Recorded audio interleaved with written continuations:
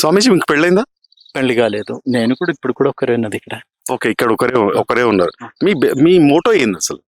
ఏది మీ మోటో ఏంటి? మోటో అని చెప్పేసి కొంచెం కూడా ఎక్స్ప్లెయిన్ చేయండి మీరు. మోటో అంటే యాక్చువల్గా మీరు గమ్యమా? మీ గమ్యం కానీ మీ ఎయిమ్ కానీ ఏంటి? నేను చెప్తా.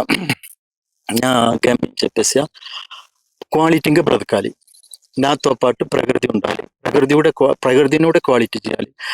మన సంప్రదాయ సంస్కృతిలను కూడా క్వాలిటీలు తీసుకురావాలి. ఆ క్వాలిటీ మనకు పెరిగిన కొద్దీ మనుగడ మనకు సాధ్యమే. మనం సర్వైవ్ చేయడానికి పంటని తయారు చేయాలి. ఇప్పుడున్న ఈ కెమికల్ ఫుడ్, ఈ గాలి నీరు తింటే పాయిజన్స్ ఇదన్నీ కలిసి మనుషులు ఆయుస్ సరే ఇప్పుడు మనం టెక్నాలజీ వాడుకుంటూ కొంచెం ఆయుస్ పెరిగి ఉండొచ్చు. కానీ ఇంకా రాంగ మనకు ఒక సమయంలో వచ్చే తరాలు కూడా లేకుండా ఉండడానికి ఉన్న స్థాయికి వచ్చిపోతున్నది.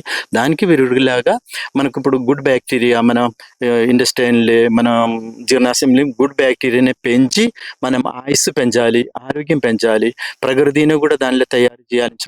ఒక కన్సెప్ట్. ఇప్పుడు మీరు ఒక్కరే ఉంటున్నారు. గుడ్ బ్యాక్టీరియా, బ్యాడ్ బ్యాక్టీరియా, ఆయుష్ పెరగాలి. మీరు ఒక్కరే చూసుకుంటున్నారు, మీ ఆయుష్ పెరుగుతుంది. మీరు ఏదైతే ఇచ్చేస్తున్నారో మీరు బాగానే బతుకుతారు. ఇది రానున్న తరాలకు ఎట్లా చెప్పాలి? అందరికీ తెలుస్తుంది ఏమేమి నేను ఇక్కడ యూస్ చేస్తున్నది. నేను చెప్తాను, కొన్ని వేల కాదు లక్షల మంది భోజనం చేశారు. ఈ అడవిలున్న సరస్వతి ఆకు, బ్రహ్మి, నెల అన్ని ఉండి దాన్ని కలిపేసి మేము ఒకటి ప్రోబయోటిక్ ఫుడ్ తయారు చేస్తుండే.